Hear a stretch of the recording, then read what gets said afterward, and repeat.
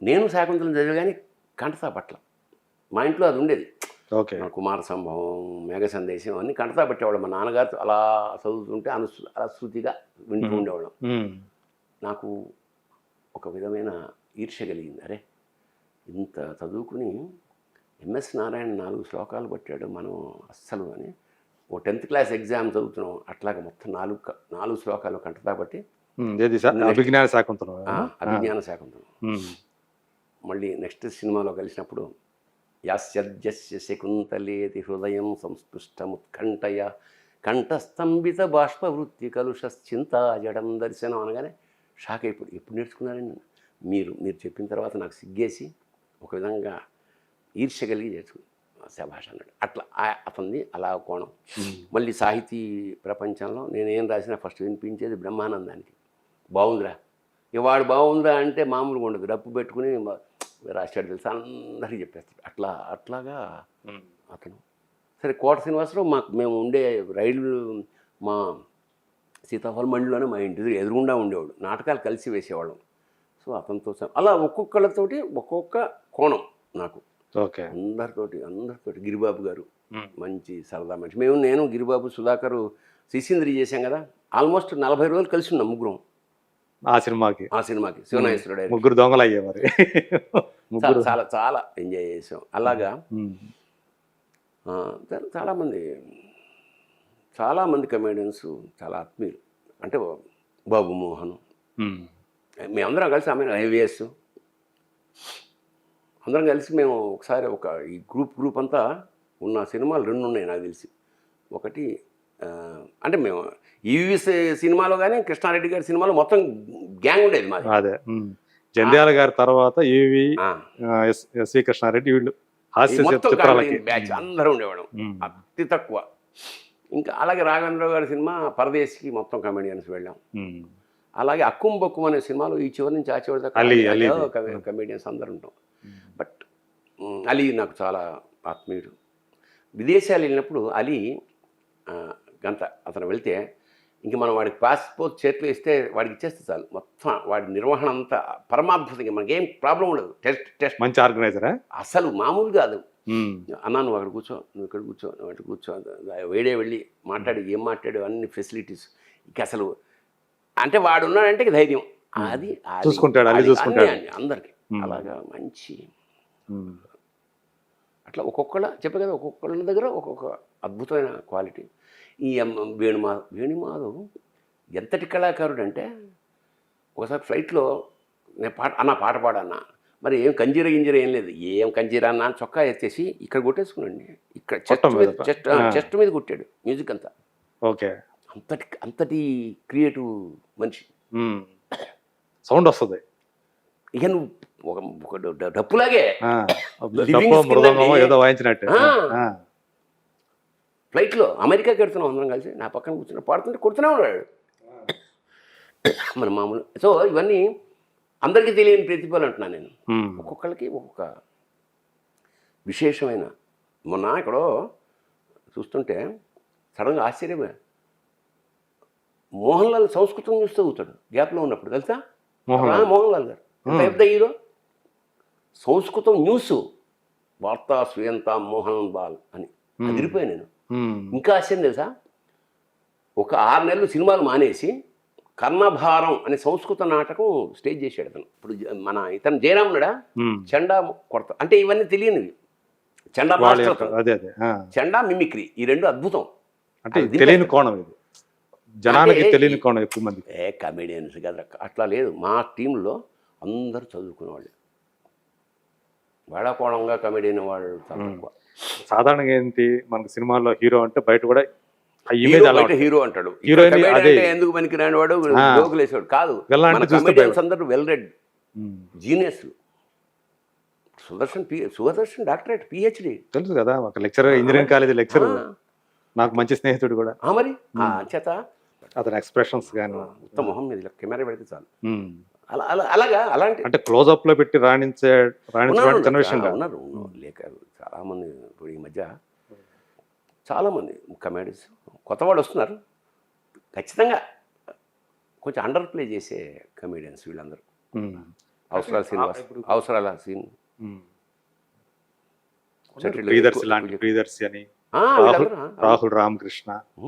మరి సో కొత్త పాతవాళ్ళు వెళ్ళిపోయారు, వాళ్ళ వాళ్ళ ప్రతిభలు వాళ్ళకు ఉన్నాయి. ఇంకా వీళ్ళు స్టాంపు అరే ఇప్పుడు బ్రహ్మానందం రాగానే తెర దద్దరి అట్లాంటి స్థాయికి రావాలి. ఒక నిమిషం కనబడిన అదే బ్రహ్మానందం స్క్రీన్ మీద కనిపిస్తే చాలు. ఈవెన్ చిన్న జడ్జిగా ఒక చోట కూర్చొని మీరు జాతిరత్నాలు చూస్తే చివరిలో ఆ కోర్టు సీన్ ఆయన ఎక్స్ప్రెషన్స్ గానే ఉంది. అచ్చా అలాగా ప్రతి వాళ్ళు వాళ్ళ వాళ్ళ స్థాయి. మీకు ఏ ఫేజ్ ఇప్పుడు అంటే శివ దగ్గర నుంచి యాక్ట్ చేస్తూ వస్తున్నారు కదా, అంత ముందే చేశారనుకోండి, బట్ ఇంత ఎన్ని రకాల సినిమా అనేది మారుతూ వచ్చిందో చూసాం. రీళ్లు పోయింది, డిజిటల్ వచ్చింది, ఇప్పుడు ఓటీటీ వచ్చింది.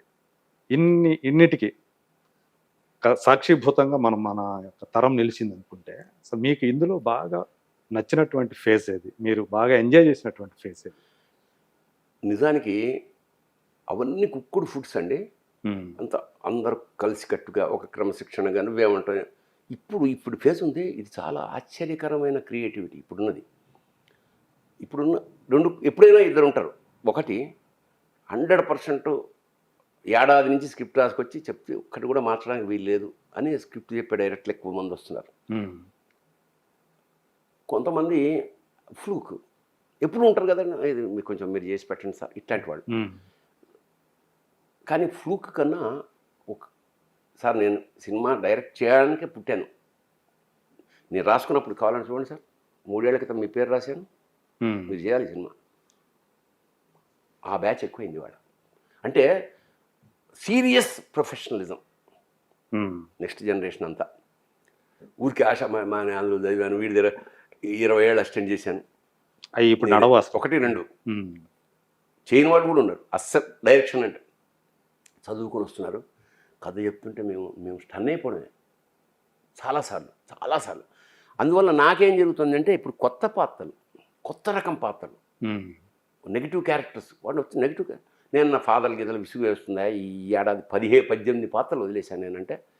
ఫస్ట్ టైం సార్ మీరు అన్నారు, నేను ఆ పాత్ర ఇద్దాం అనుకున్నా. 18 పాత్రలు వదిలేశా ఈ ఏడాది మొత్తం 2023. ఎందుకు అంటే మొనాటని అనిపించా. తండ్రి ఒకే తండ్రి, ఆడే తక్కువ హీరోయిన్ తండ్రి, హీరో తండ్రి.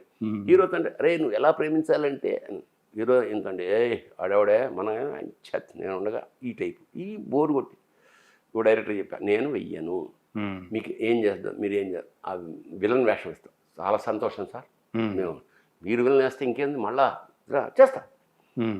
అందుకని ఇప్పుడు నేను చేస్తున్న దాదాపు 10 సినిమాలు రిలీజ్ ఉన్నాయి అనుకో, 10 డిఫరెంట్ క్యారెక్టర్లే. ఓకే, సో అది గొప్ప విషయం కదా. దానికి విలక్షణం అన్ని రాఘవేంద్రరావు గారి నేతృత్వంలో శేఖరన్ డైరెక్టర్, తెలంగాణ ఒక సర్పంచ్ వేషం, కామెడీ విలన్. తెలంగాణ అంటే ఇక్కడే పెరిగారు కాబట్టి దున్నేస్తారు అనుకోండి. ఓ దాంట్లో సీరియస్ లాయర్, రిటైర్డ్ జడ్జి, నిన్న రిటైర్డ్ హరిదాసు, చోర దాంట్లో చాగంటి కోటేశ్వరరావు గారు ప్రవచనకర్త. ఓదానికి సంబంధం లేదు. ఓ దాంట్లో ఒక కుర్రాడు చేసిన దాంట్లో మాంత్రికుడు, చాలా భీకరమైన మాంత్రికుడు, అసలు మామూలు మాంత్రికుడు కాదు. ఇప్పుడు ఏమిటంటే అంటే ఇప్పుడు ఈ ఫేస్ నాకు ఎక్కువ మజా ఎందుకు వస్తుందంటే, కొత్త డైరెక్టర్ మన రెస్పెక్ట్ చేస్తాడు, మన గౌరవిస్తాడు, మనం ఏమైనా కరెక్షన్ చెప్తే వింటాడు. They are taking me. Okay, 10 మందిలో దాదాపు 8 మంది మంచి కసితో ఉన్న దర్శకులు. సో వాళ్ళు ఇచ్చే పాత్రలు కూడా అది 2 రోజులు ఉండొచ్చు, 3 రోజులు. ఈ క్రమంలో నేను ఒక అద్భుతమైన ప్రయాణం ఏంటంటే కన్నడ సినిమా ఒకటి చేశాను 30 రోజులు. రాక్లైన్ వెంకటేష్ గారి నిర్మాతం. ఓకే, యోగరాజ్ భట్ అది మన డైరెక్టర్, ఏడాది ఆడింది ఆయన, ముంగారమలై ఆ డైరెక్టర్. ఓకే, ప్రభుదేవ, శివಣ್ణ హీరోలు. శివరాజ్ కుమార్, ప్రభుదేవ. నాది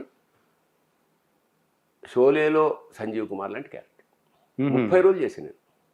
అంటే చేతులు ఉండవా అట్లా? చేతులు అట్లా కాకుండా మామూలుగా అంత ప్రధాన పాత్ర, ఒక ఊరికి కాపాడే పాత్ర. అదేలే, అంటే వెనక ఉండి నడిపించే క్యారెక్టర్ అనమాట. అది ఈ మధ్య కొత్త ఎక్స్పీరియన్స్. ఎలాగైతే పొన్నియిన్ సెల్వన్ తమిళ్, ఇది ఒక కొత్త experience. Kannada plus Oriya cinema ఒకటి చేశాను ఫస్ట్ టైమా? First time. Okay. Oriya cinema అంటే వీడి పేరు పళ్ళు పెట్టా, ఇలా ఉంటుంది. మొన్ననే 6th ఎప్పుడో రిలీజ్ అవ్వాలో ఒరియా సినిమా. ఇట్లా కొంచెం వేరే వేరే వెళ్తున్నారు, పరిధి పెంచుతున్నారు. ఇష్టంగా పెడుతున్నది. అంచేత ఆర్థికమైన దానికన్నా కూడా ఆత్మానందం ఎక్కువ ఇప్పుడు ఈ పీరియడ్లో. ఎందుకంటే మనం వెళ్ళగానే ఒక కొత్త కుర్రాడు కదా, ఆ కిక్ అంటే మనం అక్కడికి వెళ్ళినప్పుడు మనం కూడా ఆ ఎనర్జీ లెవెల్స్ ఫీల్ అయిపోతుంది. అవును. సో ఈ ప్రజెంట్ పీరియడ్ నేను ఎక్కువ ఎంజాయ్ చేస్తాను. రీఛార్జ్ అవుతూ ఉంటారు. అంతకుముందు కాంపిటీషన్ వాడు ఏం చెప్తాడో మేము అట్లా ఉండేది. ఇప్పుడు ఒక కొంచెం పండిన అనడానికి లేదు, ముదిరిన అన్నాం, పరిపక్వానికి వచ్చినటువంటి హాయిగా ప్రశాంతంగా. పైగా ఎక్కువ హింస పెట్టరు సార్ నన్ను. సాయంత్రం తప్పకుండా సార్ 6 o'clock వెళ్ళిపోండి, మీరు 9ంటికి రండి అని కొంచెం అంటే మనకి వెసులుబాటు కూడా సదుపాయం కూడా కలగజేస్తున్నారు వాళ్ళు. సో మంచి మంచి వేషాలు కొత్తవి వేసే అవకాశం ఉంది. ఇంకా దాదాపు ఇంకా ఈ నవంబర్లో నేను ఒప్పుకున్న కొత్త సినిమాలు దాదాపు 5 వెరైటీలే. అంటే చేయబోతున్నారా? చేయబోయేవి. ఓకే. రిలీజ్కి 10 ఉన్నాయి, చేయబోయేవి ఏమంటే ఇప్పుడు లేటెస్ట్గా రిలీజ్ అయ్యే వాటిలో ఏమున్నాయి? అన్ని కొత్త సినిమా. బహుశా రాఘవేంద్రరావు గారు వాళ్ళ అబ్బాయిదే రిలీజ్ అవ్వచ్చు. కన్నడ సినిమా ఫస్ట్ రిలీజ్ అవుతుంది. ఓకే. అంటే అది డబ్బింగ్ ప్రాసెస్లో. అది. సో మీ ఇప్పుడున్న హీరోల్లో మీలోని విద్వత్తుని తెలిసిన వాళ్ళు చాలా మంది ఉన్నారు కదా, అందరూ. సో వాళ్ళలో ఎక్కువ మిమ్మల్ని అభిమానించే వాళ్ళు, అంటే మీ రచనల్ని అప్పుడప్పుడు గుర్తు చేస్తూ చేసేవాళ్ళు ఎవరు ఉంటారు? రవితేజ. రవితేజ రావాలి ఎత్తున్నాం కదా, అతను తెలుసు. మిగతా